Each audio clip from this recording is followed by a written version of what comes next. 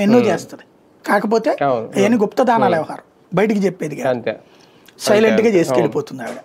Party కార్యకర్తల నాయకుల్లో ఎవరికన్నా ఇంపార్టెంట్ అవసరమైనప్పుడు ఆవిడ పేపర్లో కూడా చదువుతుంది, చదివి ఎవరికైతే రియల్ క్రైసిస్ ఉంటుందో ఆవిడ మళ్ళీ ఎంక్వైరీ చేయించుకుంటుంది, చేయించుకుని వాళ్ళకి ఆ క్రైసిస్ తీర్చే అలవాటు ఉన్నది ఆవిడకి.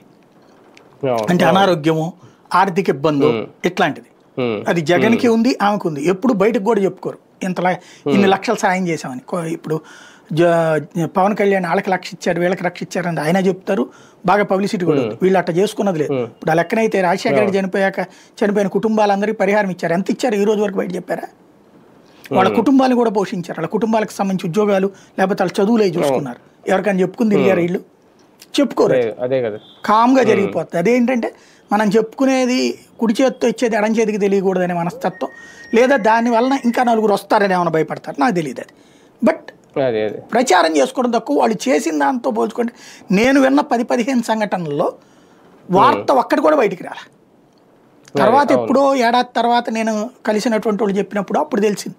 అదేంటి మరి బయటకు కూడా చెప్పలేదంటే కనీసం సాక్షిలో కూడా రాయలే. అంటే వాళ్ళకి అదొక లక్షణం ఉంది. అది మంచి వచ్చాడో చెప్పుకోవడానికి ఇష్టపడరు, అది మంచిదే కదా. కొంతమంది అంటారు కదా, మనం ఎవరికైనా దానం చేస్తున్నా అది రెండో చేయాలి అంటారు కదా, అది వాళ్ళకు ఉన్న అలవాటు. ఆవిడ అట్లా చేసింది, అట్లాంటివి ఏమన్నా తెలిసి ఇట్లా ప్రచారం చేస్తున్నారేమో. వాస్తవానికి భారతి గారి విషయం